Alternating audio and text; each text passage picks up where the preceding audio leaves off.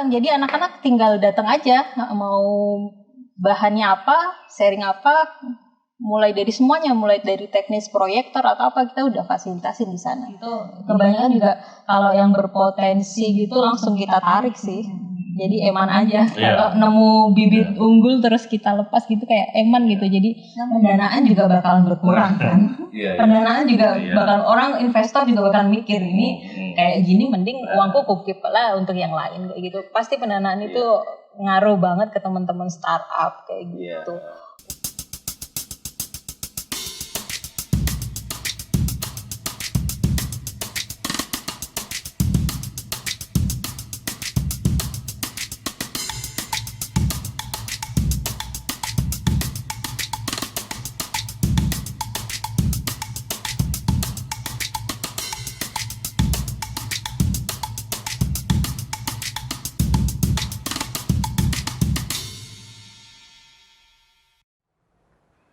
Assalamualaikum warahmatullahi wabarakatuh. Masih di Malang Foodwork, podcastnya teman-teman industri kreatif di Kota Malang. Oke, kita ketemu lagi. Jadi hari ini kita akan bahas yang lebih keren, spesial. Apa ya? Ini masuk bidang apa? Saya juga bingung. Kita ini mau ngobrol kreatif hub. Kalau di sektor industri kreatif itu berarti semua sektor masuk. Makanya ini kita perlu tahu. Ini ono laler lewat apa ya arek. Ojo ono rawon nang arep. Oke, saya Leo Tari Maju masih bersama Mbak Septi. Oke. Kita punya narasumber. Oh, ini ketok nang. Mbak Ayu Hadiarti apa Hadiarti? Hadiarti. Iya. Ayu Hadiarti. Iku nek wong desa angel, Mbak. Aku ini maksudnya mesti jadi Hadiarti. Biasanya gitu sih. Biasanya gitu ya. Tapi sebenarnya Hadiarti. Oke. Saya kedatangan Mbak Ayu. Mbak Ayu aja. Ayu aja. Oke. Mbak Ayu iki saya tak ocone rek. Angel iki mau bahasa Inggris aduh. Ratku deng pecotot. Oke, Mbak Ayu Hadiarti manajer Dilo Malang. Beliau ini lulusan komputer dan administrasi di Fakultas lulusan informatika. Teknik Informatika Universitas Muhammadiyah Malang. Tahun 2000. Berarti mlebu tahun berapa? 2008. Iya. Lulus 2012. Tepat waktu sama. Alhamdulillah. Enggak bagus loh, Mbak. Enggak bagus ya, Mas. Enggak bagus. Untuk mencari ilmu itu harus benar-benar sampai bosan. Sampai bosan saya ngajar. Iya. Oke, beliau ini mengawali aktivitas pekerjaan, karir dan sebagainya pernah di junior programmer PT PT Faya Indonesia. Malang sampai 2014. Jadi lulus terus mlebu kerja di sini. Sebelumnya magang dulu. Oh, di sini. Di fakultas. Oke, magang terus masuk. Iya. Ini terus 2014 sampai hari ini berarti tetap di lo. Konsisten ya. Iya. Kerasan teman. Alhamdulillah sih, Mas. Oke, biasanya bayarannya gede banget kerasan. Oh. Sebenarnya kalau gaji nggak terlalu sih, Bu, tapi lebih ke sama anak-anak gitu. Ojo bahas gaji ya. Iya. Karena enggak awak pindah warung terus terakhir. Urusan pekerjaan tidak urusan gaji, tapi urusan bagaimana kita nyaman berada di tempat pekerjaan itu. Betul. Kita dihargai, diorangkan, diangkat derajat kita. Itu menarik kalau di pekerjaan. Oke. Asli Malang berarti Pak ya? Bukan, saya asli Madiun. Berarti pas kuliah itu ekspansi ke Malang sampai hari ini? Betul. Ya. Oke. Berarti manggenane saya Danau Kerinci. Iya, itu pindah ke Danau Kerinci. Terus ini sih, sekarang tinggalnya di Pakis sih. Tapi KTP tetap. Tahu saja. Iya, Kota Malang. Oke. kita ngobrol aja Mbak Ayu. Iya. Engko nek kopine teko ya diombe, nek gak teko ya ngobrol ae. Nek ono pecel teko ya dipangan. Ini kan hari ini tuh khusus bahas Creative Hub. Makanya nanti juga ada teman-teman lain juga. Cuman aku masih punya pertanyaan gini sebenarnya. Istilah ini muncul itu kapan sih sebenarnya? Apakah ketika era digital itu hadir di tengah-tengah kita, akhirnya muncul satu fenomena baru, banyak sekali bermunculan teman-teman kreatif, akhirnya harus dibuatkan satu wadah Ya, bisa ya komunitas, tempat kayak gitu sih Mas. Iya. Cuma aku nggak yakin dengan apa yang saya tangkap dari terkait dengan Creative Hub dan bagaimana perkembangannya. Mumpung Mbak Ayu, konsepnya sendiri saja nih ya Mbak. Kalau konsepnya sendiri sebenarnya kita tuh tempat nongkrong teman-teman digital kreatif gitu sih Mas. Jadi untuk awal-awalnya itu tempat ngumpul, terus sharing-sharing. Tempat gitu. ngumpul teman-teman digital kreatif. Iya. Kan bukan tempat ngumpulnya sembarang orang kan berarti? Sebenarnya lebih ke digital kreatifnya sih Mas kalau yang. Berarti digital kreatif ini diberikan satu ruang strategis untuk bisa ngapain aja mungkin itu. Kolaborasi sih Mas, biasanya kita sharing-sharing tentang pengennya anak-anak tuh belajar apa sih. Kita mewadahi itu kayak gitu. Misal kalau by komunitas ya, kalau yang di Malang tuh kan kalau kita tuh kebanyakan komunitasnya komunitas teknis. Kayak programmer kayak gitu, mau sharing apa di sana, kita mewadahi itu. Kita kasih fasilitas tempat, mentor. Jadi teman-teman tuh apalagi kalau misalkan komunitas kan biasanya ada meet up ya Mas ya. Untuk sharing-sharing yang digital terbaru tuh apa aja sih, isu-isu terbaru tuh apa aja sih, nanti bisa sharing dan kita kasih tempat lah buat teman-teman itu. Biasanya kan kalau dulu sebelum ada di Lo mungkin sharingnya di kafe kayak gitu. Kalau sekarang ini bisa lebih istilahnya lebih apa ya, eksklusif lah tempatnya ada. Ya kayak gitu. Jadi kita kasih fasilitas semuanya. Jadi dari mulai apa kira-kira? Internetnya ada Mas di sana. Dijamin ya? Iya. Terus kayak ya peralatan. Jadi anak-anak tinggal datang aja, mau bahannya apa, sharing apa. Mulai dari semuanya, mulai dari teknis proyektor atau apa, kita udah fasilitasin di sana. Jadi teman-teman tinggal datang, yuk sharing, silahkan pakai tempatnya gitu. Itu sebelum pandemi sih Mas. Iya, gitu. Sebelum jangan ngomong pandemi. Oleh kumpul. Enggak, artinya kan memang aku tertarik bahwa ini kan sederhana orang kita ngumpul gitu aja. Ngumpul terus ngobrol apa, pengen ngapain, terus akhirnya misalnya obrolan ini dikerucutkan atau difokuskan, akhirnya ketemu satu pembicaraan yang barangkali serius, lalu bisa dilakukan sebuah action atau dan lain-lain. Itu kan sudah terjadi mungkin lama sekali kan. Artinya sebelum kita bahas hari ini Creative Hub atau co-working space atau apapun, orang sudah cukup lama melakukan itu. Tapi bedanya adalah mungkin tidak disandingkan dengan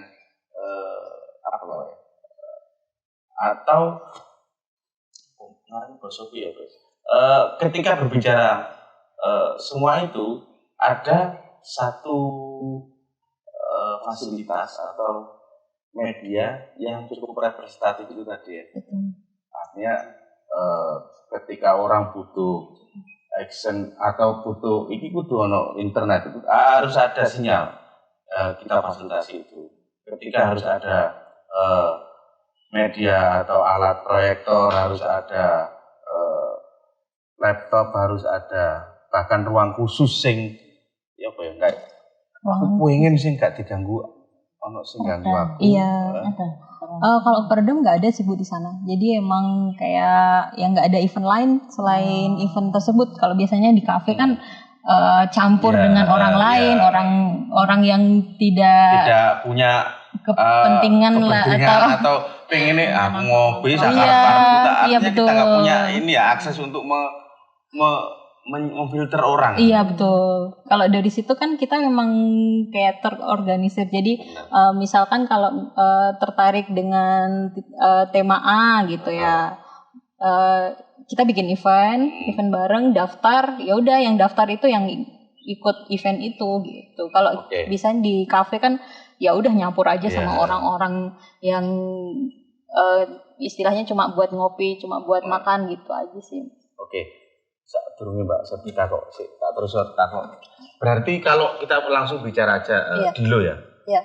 Kira-kira Dilo itu apa sih program dari Dilo sebagai sebuah creative hub atau co-working space dalam misalnya jangka waktu 1 bulan atau bahkan 1 tahun itu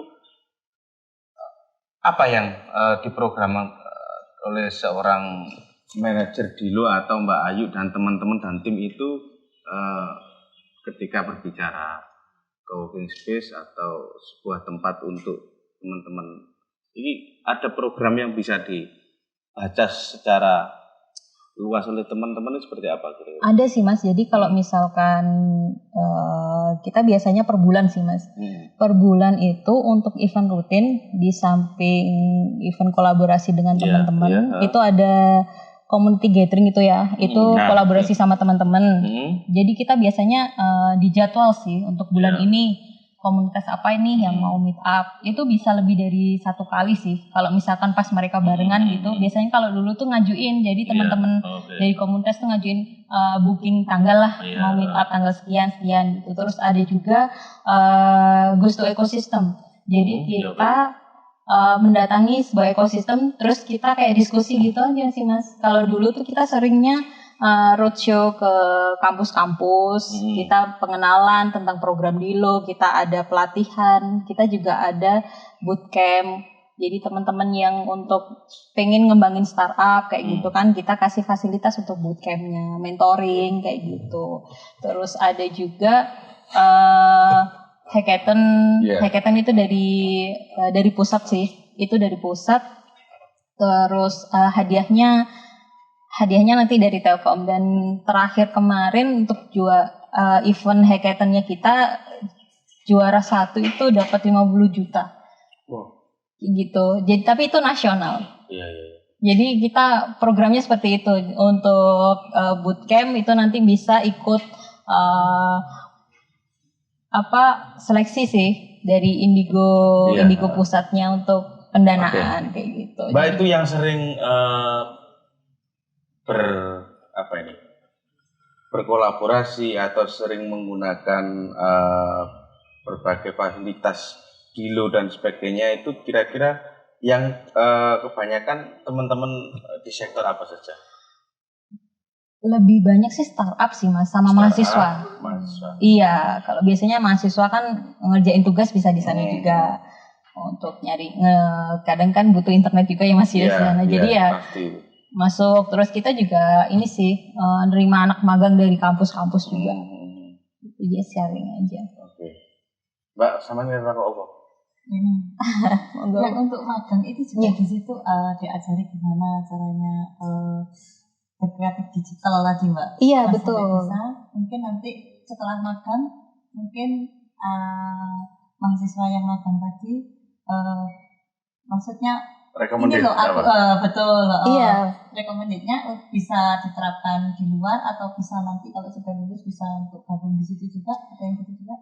Kita kasusnya anak magang bisa ikut gabung sama teman-teman startup yang di situ, langsung direkrut sama ini sih Bu. Ada anak magang yang jadi karyawannya kita juga gitu. Jadi nggak cuma anak magang sudah selesai terus dilepas gitu. Kebanyakan juga kalau yang berpotensi gitu langsung kita tarik sih. Jadi eman aja. Iya. Kalau nemu bibit unggul terus kita lepas gitu kayak eman gitu. Jadi Selama ini sudah berapa karyawan di situ? kalau kita yang resmi itu 3. Iya, saya admin sama PR gitu sih. Biasanya kita rekomendasiin ke teman-teman, ini lo bagus gitu, mau pakai apa enggak gitu daripada diambil sama yang lain kan. Jadi kita lebih rekomendasikan ke teman-teman yang jaringnya kita lah gitu sih. Di Dilo itu kan ada ini Pak ya, space-space yang mungkin ruang-ruangnya itu di-skat dibagi menjadi beberapa. Iya. Maksudku, aku pengen tahu apakah memang itu ada secara fisik dan mungkin ini ya tujuan bahwa ruang A ini biar difokuskan untuk teman-teman meeting yang tidak terganggu oleh kelompok lain, atau yang ini mungkin lebih skalanya kecil, atau nggak tahu itu modelnya gimana sehingga muncul space-space yang. Iya, kalau di Dilo itu kita ada 3 ya Mas ya, ruangannya tuh ada lounge yang tengah itu untuk event yang biasanya kayak launching produk dari startup atau misalnya meeting yang lebih dari 50 orang itu bisa di situ. Biasanya kan kalau event gede gitu kan ya yang pesertanya 100 orang itu bisa di situ. Terus untuk yang ada ruang kelas itu 30 orang. Itu biasanya buat meet up gitu sih, sama pelatihan, workshop seperti itu. Terus ada ruang meeting, biasanya itu untuk misal kalau instansi atau apa pengen meeting gitu lebih private sih 8 orang. Kayak gitu. Biasanya kan teman-teman kalau mahasiswa bisa juga pakai di situ. Biasanya untuk diskusi kelompok atau apa itu biasanya pinjem yang di ruang kecil, ruang meeting itu. Dilo itu apa memang punya ini visi ingin membangun, mengangkat atau apapun namanya terkait teman-teman startup? Kita kalau teman-teman startup lebih ke fasilitator sih Mas. Jadi teman-teman butuh apa, pelatihan atau apa, kita kasih itu. Kita nggak bisa memaksakan kalau teman-teman harus kayak gini, harus kayak gitu, nggak bisa. Jadi kita kayak memfasilitasi teman-teman aja. Fasilitasi aja. Iya. Artinya maksudku bentuk pendampingan itu barangkali bisa. Misalnya yang mulai dari nol ya, terus sampai sukses dia, itu memang kesulitan Dilo misalnya begitulah. Misinya ke situ atau memang ya kita dampingi siapapun yang. Kita dampingin siapapun sih Mas, karena untuk target sampai pendanaan itu jujur susah sih Mas. Jadi untuk Dilo Malang aja itu yang lolos dari bootcampnya kita sampai pendanaan di Indigo itu baru 1. Iya, karena kita nggak bisa memaksakan ekosistem juga ya teman-teman kan kadang juga baru setengah jalan udah berbagai macam faktor ya. Kadang foundernya juga sederhana. Iya, Cita-cita lah. Betul. Kadang foundernya yang nggak termotivasi, terus mereka pecah atau apa gitu sih. Jadi kita lebih ke fasilitator, teman-teman mau belajar apa, kita ada program seperti ini, yuk ikut yuk, kayak gitu. Ada info untuk ini intake Indigo, jadi pitchingnya seperti apa untuk pendanaan, silahkan ikut, kayak gitu sih. Kalau menurut Mbak Ayu, ketika Creative Hub atau coworking space sekelas Dilo ini muncul setelah muncul model seperti Dilo ini dan sebelum ada ruang strategi seperti itu, apa yang paling membedakan Pak dari sebuah industri kreatif? Kalau menurut saya sih Mas ya, dulu itu karena saya juga baru-baru aja sih di Malang, jadi nggak dari lama sih. Jadi dari Dilo itu banyak sekali komunitas-komunitas yang muncul. Jadi kayak ketemu si A, si B, si C, oh cocok, ayo bikin komunitas yuk, kayaknya nih butuh deh. Jadi banyak sekali beberapa komunitas munculnya yang dari Dilo. Jadi kayak yang kita berarti ya buat teman-teman di Malang gitu. Jadi dari Dilo yang sebelumnya teman-teman tuh nggak tahu, oh ada si ini yang passionnya mereka tuh sama gitu. Jadi ngumpul di Dilo, terus mereka sharing-sharing, cocok, bikin komunitas kayak gitu. Terus lebih ke keluargaannya sih Mas. Jadi dari yang nggak kenal si ini dapet channel, terus mereka ditawarin kerjaan kayak gitu sih. Lebih ke dari katanya sih co-working space gitu. Iya. Jadi lebih buat sharingnya, kerja bareng. Kalau ngomong sebelum pandemi, Ya. kalau pandemi saya nggak tahu. Yang visit ke Dilo berapa, Pak? Kalau dulu itu kita kan biasanya ada laporan nih Mas. Jadi itu bisa sampai 500, 600 gitu. Karena kita kadang ada event juga ya. Jadi kadang sehari aja bisa 50 orang. Jadi apalagi kalau pas kampus buka gitu kan. Iya, jadi mahasiswa itu biasanya. Iya, banyak. Saya banyak ketemu mahasiswa di waktu bareng event di Dilo itu. Kamu kok di sini? Iya Pak, enak di sini. Iya. Mbak, pengen tanya apa? Sebelum pertanyaan saya meluncur lagi. Mbak, itu kan istilahnya nggak hanya teman-teman kreatif, meskipun mahasiswa yang jurusannya apa tadi Mas? Ya mungkin menuju ke desain, desainnya mungkin kan bisa teman-teman juga. animasi, teman-teman Teman-teman dari itu kan semua fasilitas itu ada. Mungkin istilahnya apa ya? Di situ itu semua kan sudah terfokuskan pada jurusan masing-masing, mungkin yang diambil apa. Nah, itu mungkin dari temennya membawa temennya gitu. Di situ bisa menyatukan visi misi mereka meskipun beda-beda jurusan gitu ya Bu ya. Bisa Bu. Yang jadi akhirnya ini dari ini jadi satu. Iya, jadi satu. Mereka kolaborasi seperti itu kan. Bahkan kita beberapa kali juga teman-teman yang ya dari nggak kenal terus mereka kerja bareng. Iya, berbagai kampus. Iya betul. Kita juga kolaborasi juga sama kampus untuk seperti yang di Cafe UM itu kan juga sering mengadakan event di situ juga untuk pameran anak-anak di kafe seperti itu sih. Jadi nggak cuma untuk yang datang ke situ, tapi juga menjemput juga. Betul. Jadi kita biasanya sih ini sih ngadain event bareng yang sekiranya temen-temen nih apa yang bisa menarik perhatian mereka dan pengen join gitu. Sekarang kan milenial ya Mas. Iya. Digital. Makanya sebenarnya itu yang paling urgent untuk era sekarang itu ya, ketika orang semua pada mindsetnya itu digital, semua serba digital, itu kan fasilitas atau ruang strategisnya kan harus dimunculkan. Nah itu kalau kita bicara sekarang kan bisa dihitung lah beberapa. Cuman ketika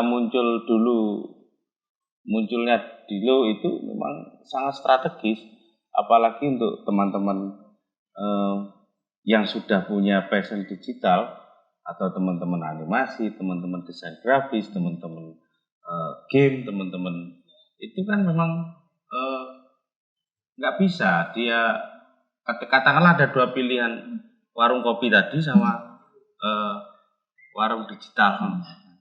Ya dia akan pilih yang lebih bermanfaat ya. Representatif tadi gitu. Itu yang mungkin paling bisa terasa Mbak ya. Ketika sekelas Dilo dan lainnya itu muncul di Malang. Saya nggak tahu kalau di daerah lain mungkin juga nggak bisa menjawab atau katakan bisa menjadi ruang strategis karena mungkin ekosistemnya belum terbangun. Misalnya daerah kota ketiga lah, kita ini kota kedua yang sekelas di sini kota pendidikan kabupaten dan sebagainya itu mungkin belum. Dan komunitasnya gede Bu di sini untuk komunitas semua komunitas sih kayak udah jalan gitu. Kalau bicara komunitas di Malang memang nggak bisa dihitung, nggak terhitung lah. Betul. Kayaknya tiap bulan banyak nambah terus. Dan mereka solid. Benar, makanya yang menarik lagi adalah, jadi saya membacanya kan begini Mbak. Dulu orang ngumpul nongkrong itu kan di warung kopi ya. Lalu muncullah ruang strategis seperti Dilo yang memperkenalkan sebagai sebuah tempat atau co-working space yang bisa mengumpulkan orang-orang atau teman-teman yang punya passion di situ. Sekarang bergesernya lebih menarik dan dianggap peluang lagi adalah kafe itu menjadi co-working space, kan gitu. Betul. Itu lebih banyak sekarang. Jadi saya nggak tahu ya Mbak Ayu menangkap fenomena ini apa akhirnya kok ya Dilo ini bangun kafe bisa kan sudah ada sebenarnya untuk pesan minum aja. Iya, kan ada. betul. Untuk pesan minum aja, kita nggak bisa menganggap kafe itu saingan sih, Mas. Karena Ya, kita beda juga ya. iya, karena kita punya program sih. Benar. Itu yang bisa kita tawarkan ke teman-teman Iya. gitu. Karena kafe nggak punya program untuk pelatihan atau apa, sedangkan kita punya. Oke. Gitu Nah, ini sih. yang tak coba ini ya, pengen tahu artinya memang secara visi Dilo jelas punya visi untuk bisa bareng-bareng teman-teman startup, teman-teman kreatif, teman-teman digital dan sebagainya karena ada program yang diluncurkan. Dari program itu kan jelas bahwa positioningnya itu memang strategis untuk teman-teman, strategis di luar ngopi tadi itu maksud saya. Pertanyaanku saya ingin, kenapa berubah Dilo menjadi apa? Indigo Space. Indigo Space. Kenapa, Mbak? Karena dulu itu karena program kita kan sebenarnya dari Indigo itu ya. Ya. Jadi tujuan kita itu untuk apa ya? Mengenalkan teman-teman lah. Jadi kalau Dilo itu kan nggak ada kata indigonya sama sekali. Dilo itu kan Delong Digital Innovation Lounge. Digital Innovation Lab. Iya. Kenapa harus ada indigonya?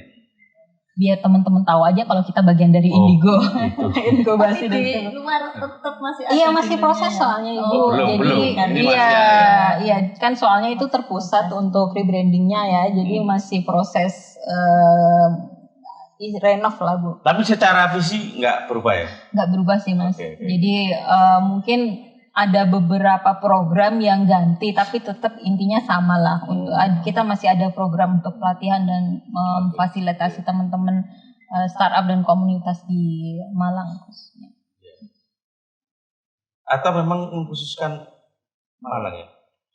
Sebenarnya Program kita itu bisa pernah diluncurkan ke atau daerah cakupannya Dilo ini sebenarnya kalau bagian dari Indigo itu apa? Indigo Space itu ada 17 Mas di Indonesia. Oke, nah ya. Kalau di Jawa Timur ada di Surabaya sama Malang. Surabaya dan Malang. Iya, jadi ya gimana? kita tawarkan ke semuanya. Jadi ke Jatim tuh Iya. kalau wilayah Telkom tuh biasanya kan dibagi Jatim Iya, Timur. Itu ada Jawa Timur sama Bali. Di Bali juga ada. Oh. Gitu. Jadi program kita tawarkan ke teman-teman, apalagi sekarang online ya. Iya, Jadi teman-teman lebih siapapun di bebas ya. iya Enak, seluruh mudah Indonesia, akses. seluruh Indonesia kita tawarkan. Kita mau mengadakan event ini, silakan datang.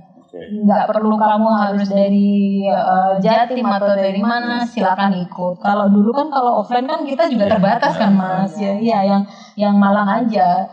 Kalaupun teman-teman dari Surabaya mau join juga nggak apa-apa, tapi kan kita nggak memfasilitasi transportasi untuk mereka. Jadi ya kebanyakan ya teman-teman yang di Malang aja gitu.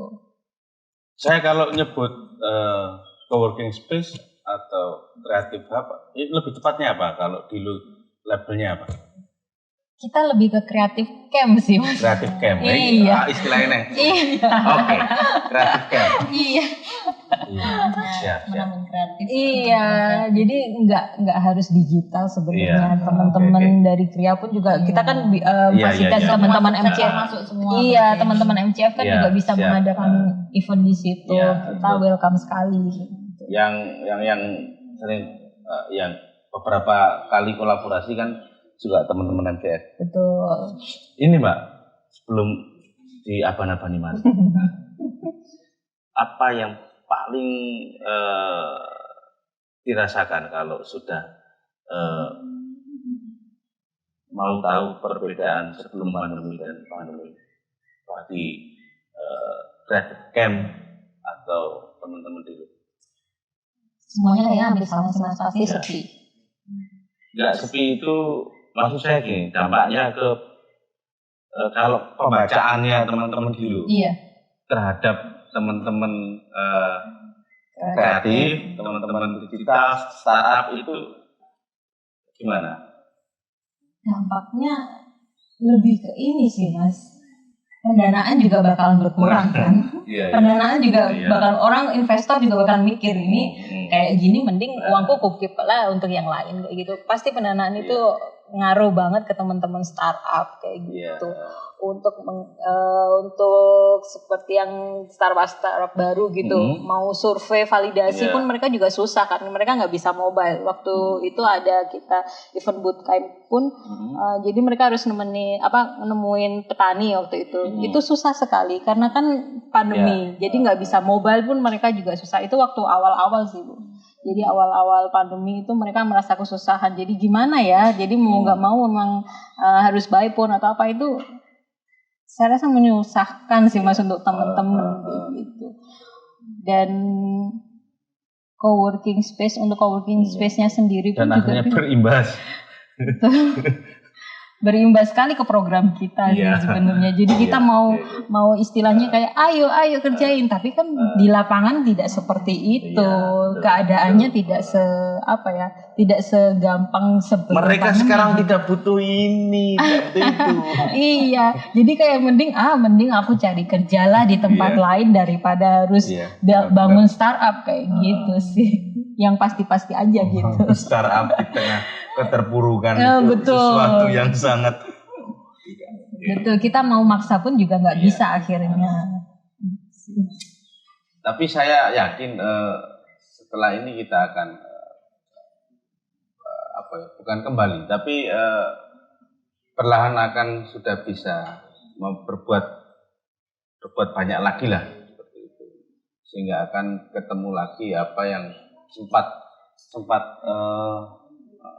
down ya Mas ya. Oke, Mbak, mari kita. Harapannya apa Mbak? Harapan pasti yang semua sih, kita pengen pandemi cepat berlalu dan ekonomi kreatif, digital kreatif mulai berkembang lagi, kita bisa berkolaborasi lagi. Nanti kalau misalkan ada event MCF kita bisa pameran lagi di Dilo kayak gitu, kayak seperti dulu aku juga sering kan ya. Iya betul. Jadi pengen kita event offline lagi yuk gitu, bikin. Yang lalu festival boys. Iya di Dilo. Jadi seperti dulu lagi lah Bu, nggak perlu yang repot-repot harus ngurus ini ngurus itu. Kita bikin kolaborasi lagi, bikin event rame-rame lagi kayak gitu sih harapannya. Ya. Catatannya adalah memang keren ketika sebuah kota, perkembangan kota itu ditandai dengan banyaknya ruang atau munculnya ruang strategis ya, seperti teman-teman atau Dilo dan teman-teman yang ada di dalamnya itu sangat keren bagi, terutama kalau saya disuruh berpendapat ya itu penanda yang sangat menarik, sehingga di situ muncul sebuah ekosistem yang bisa inilah keren lah kalau orang bilang itu sebuah penanda bahwa kota itu tumbuh berkembang dinamis dan menjadi jauh lebih bisa dilihat oleh orang di luar Malang atau sebagainya itu. Oke teman-teman, jadi saya berharap bahwa pandemi berlalu dan kita bisa melakukan banyak hal lagi, membuat satu inovasi dan berbagai kemungkinan-kemungkinan yang itu bisa dilakukan, salah satunya di Dilo. Kalau mau tahu Dilo lebih jauh lagi, datang ke tempatnya langsung, ada di Jalan Basuki Rahmat. Ya. Atau ke website, media sosial dan sebagainya. Apa Mbak? IG-nya apa? Indigo Space Malang. Tertransformasi. Iya. Indigo Space Malang. Indigo Space Malang. Ya, silakan dibuka, dilihat-lihat, barangkali kamu tertarik. Saya yakin kalau mahasiswa pasti tertarik di situ. Oke, terima kasih, sampai jumpa di podcast selanjutnya. Saya mohon maaf dan saya mewakili narasumber dan partner saya. sampai jumpa. Terima kasih. Assalamualaikum warahmatullahi wabarakatuh.